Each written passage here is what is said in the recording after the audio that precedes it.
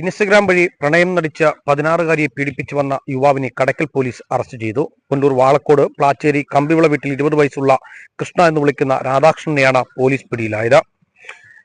കഴിഞ്ഞ 1.5 വർഷങ്ങൾക്ക് മുമ്പ് കടയ്ക്കൽ ക്ഷേത്രത്തിലെ ഉത്സവത്തിനെത്തിയ രാധാകൃഷ്ണൻ പെൺകുട്ടിയുമായി പരിചയപ്പെടുകയും ഇൻസ്റ്റഗ്രാം വഴി സൗഹൃദം സ്ഥാപിക്കുകയുമായിരുന്നു.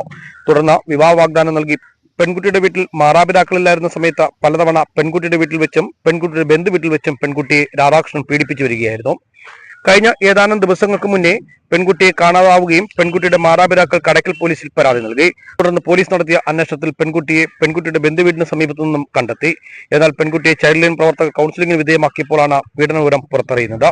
കടയ്ക്കൽ പോലീസ് പെൺകുട്ടിയുടെ മൊഴി രേഖപ്പെടുത്തിയ ശേഷം യുവാവിനെതിരെ പോക്സോ കേസ് രജിസ്റ്റർ ചെയ്തു. യുവാവിനെ പുല്ലൂരിലെ വീട്ടിന് സമീപത്തു നിന്നും പിടികൂടി. അറസ്റ്റ് രേഖപ്പെടുത്തിയ പ്രതിയെ മെഡിക്കൽ പരിശോധനയ്ക്ക് ശേഷം കോടതിയിൽ ഹാജരാക്കി കോടതി റിമാൻഡ് ചെയ്തു.